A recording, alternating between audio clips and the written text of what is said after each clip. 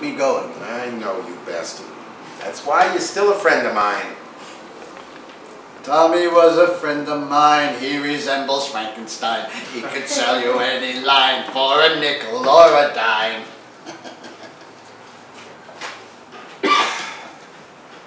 I want to fall in love just one more time. Yeah, with whom? The girl of my dreams. You know, what's her name?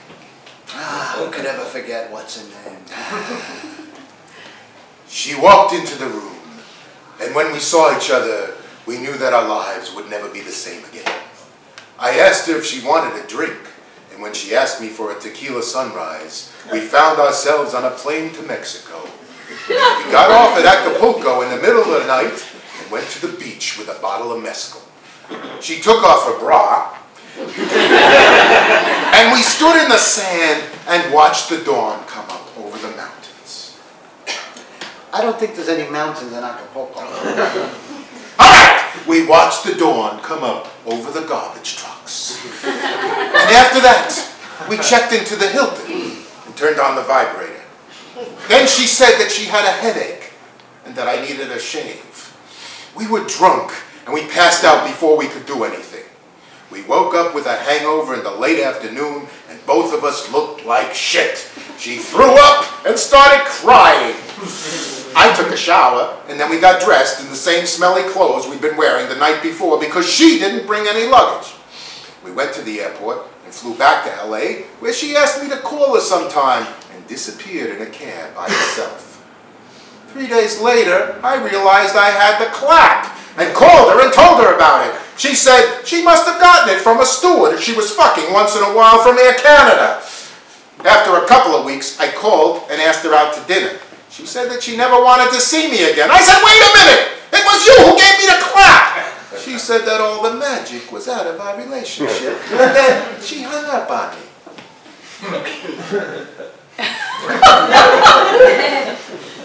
What a terrible story! It's all your fault! You took all the romance out of it when you said there were no mountains in Acapulco! A girl like that doesn't deserve romance. She would have been a different kind of girl if there had been mountains in Acapulco. Oh yeah? What kind of girl would she? She would have wanted more! More what? More of everything! You know those girls. I call them the more girls. They want a tequila sunrise. Then they want dinner. Then they want to go to Europe. Then they want you to tell them that you love them. Yeah. Then they want a bigger bet. Then they want you to not swear so much. Then they want you to buy them nice things. Then they want you to change your aftershave. Then they want you to improve your diction. Then they want you to change your career. They say that they're only interested that you improve yourself. Then they want you to marry them. Then they want babies. Then they want a bigger house. Then they say that you don't love them anymore and they want you to prove that you do during every waking moment that you're alive. You know, the more girls. The world is full of them.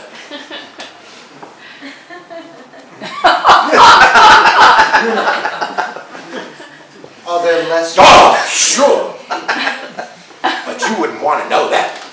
They're working too hard to have an affair. They get to see you for a drink between 6 and 8 on alternate nights. Then they have to run off to keep appointments. They got to see their shrink. They've got to go to class because they're doing graduate work in a specialized field.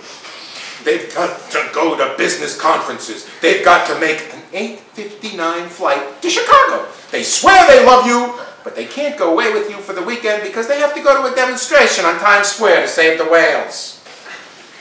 When you ask them the last time they've seen a whale on Times Square, they don't love you anymore. I'm kind of glad there were no mountains in Acapulco. I think you were better off with the girl that puked.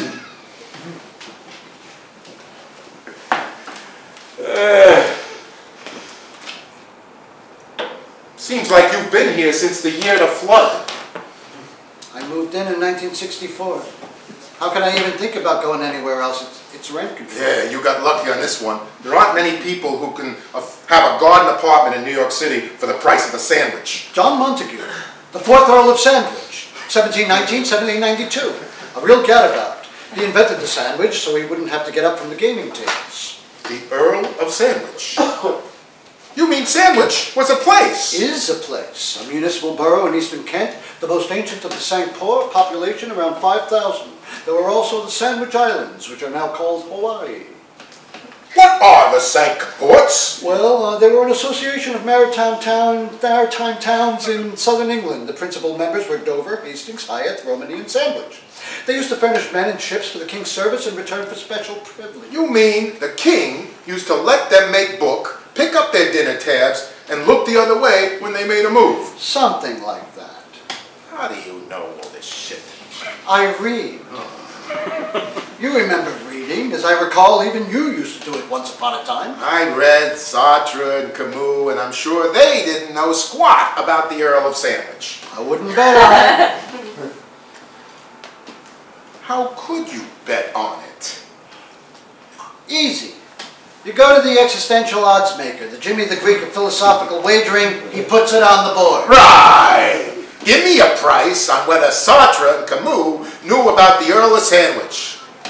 What do you figure comes out? Well, if you think they knew about him, you get points. I figure that if you think they didn't know about him, you gotta lay 6. How do you come up with that?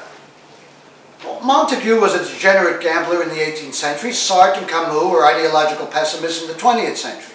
I mean, I think they knew about him because they knew about a lot of things, but I know I'm taking the long shot. They were French, he was English, they were intellectuals, he was a corrupt aristocrat. I mean, there's nothing to tie them together. Why do I get the feeling I'm being conned here? Why do I think you know something you're not telling me? This is a setup. I can smell it. You're a friend of mine. Would I do that to you? Never mind the song and dance. Just tell me what's going on here. Well, there was a Lady Mary Wortley Montague. She lived at the same time, 1682 to 1762. She might have been related to the Earl of Sandwich in some way. She traveled in the Near East and she wrote about it. She's best known for her bitter philosophical arguments with Pope and Horace Walpole, and they wrote a lot about her. What was she, his mother? I don't know, but it's an edge. Not much of an edge, but when you're betting the dog, you gotta take what you can get. I can't believe it. You're supposed to be my closest friend, and you're trying to give me the wrong horse in a boat race! And enough! It's Sartre and Camus breaking in front to show early speed. Sartre has a slight edge, but Camus is right there along the rail.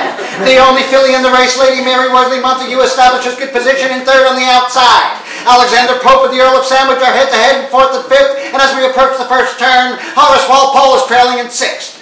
Out of the final turn, Sartre is fading, and Camus is by 3 lengths good, but good Lady Mary Wortley Montague is swinging wide and making a big move. And here comes Horace Walpole! And down the stretch they come. It's Camus, Lady Montague, and Walpole has a head, neck, and neck, and with 70 yards to the wire, it's anybody's race, and at the finish line, it's too close to call!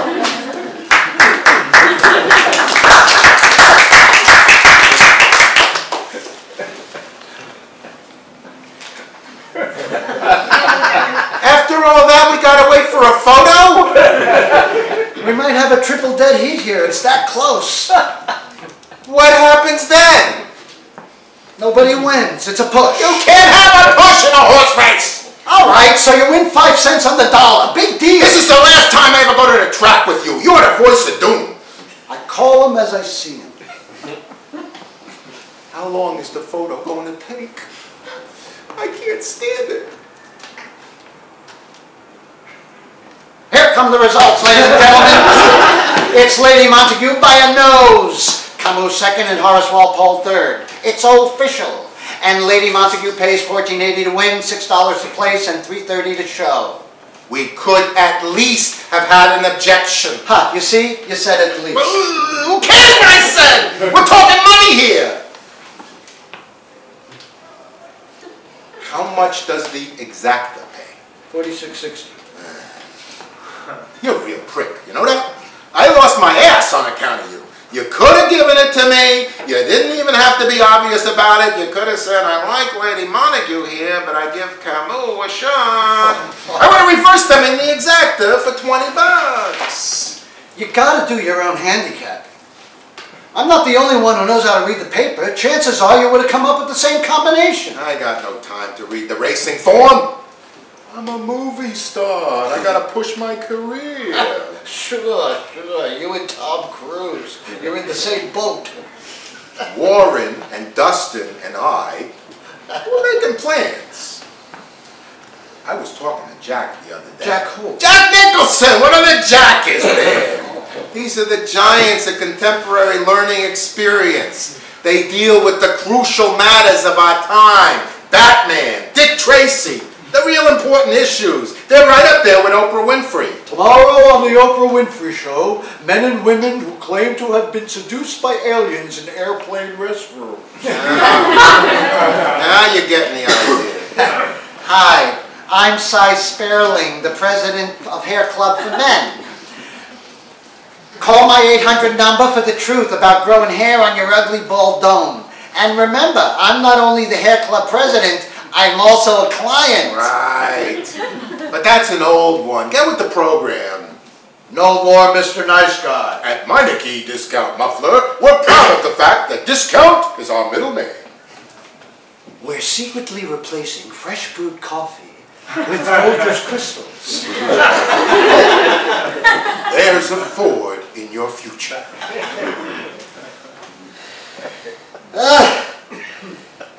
My dreams are shattered! I can't do this! Forget your dreams. My memories are distorted. Forget your memories. How do you forget your memories? Give me one, and I'll tell you how to forget. Okay. All right. We were 10 or 11 years old. There were horse-drawn milk wagons. There was a guy in an old truck who used to come around to sharpen my mother's kitchen knives.